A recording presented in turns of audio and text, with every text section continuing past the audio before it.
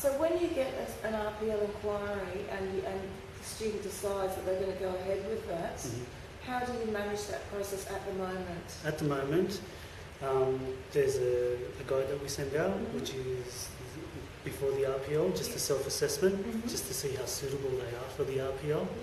So we ask them to work through that first. Once they do, and they feel that they are a suitable candidate for the RPL, we basically give them a bit of time, contact them again, or they contact us, one or the other, and then we go through with the rest of it, which is the RPL kit, basically, which we send out to them, and they have a look at what sort of evidence and anything they can basically bring with them, or they may be able to discuss or explain to us. And then they set an interview, and then depending on what happens in the interview, there might be some stuff there that they may already have recognition in, and then we work out their plan from there on. And do you think that, from the point of view of the students that you've worked with so far in the paper-based system, do you think that the online RPL is accessible for those students? I think it's probably a better system than the paper-based. Why is that?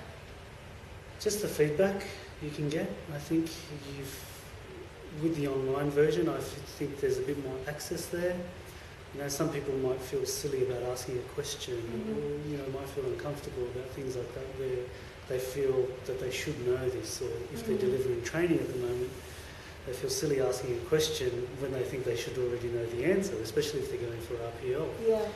And looking at the system and the way it works, you've got your online forums, you've got your emails, which you can just shoot through straight to an assessor, and they pretty much make contact with you within whatever the set period of time is.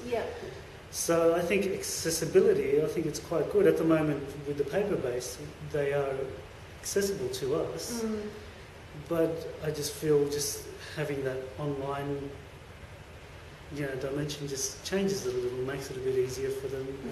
I think it's easier for the whole RPL process. They can upload things whenever they want. They don't feel like I have to complete this whole thing and then send it in, so they can sort of work on it as well. So as they're working on it, whoever the assessor is, or the trainer, or whoever has access, can go in and have a look. They can make comments on how they're tracking and how they're going. Whereas if you just get this big block of paper and get told to go do your RPL, you look at it, you might not even open it. That's right. And then when you go away and you start working through it, you might get halfway through it and say, this is too tough. So I think it's much more open, and the communication is a lot easier through it, and you get instant sort of feedback as well on how you're tracking and how you're progressing. And if you haven't submitted anything, well, then that sort of raises a few alarm bells from the RTO side of things, saying there must be an issue here. Let's contact this student and find out what's happening. That's good. So do you think that it's possible for this process to become part of your core business? Definitely. Right. Yeah, definitely. So do you think it's transferable to any other qualifications?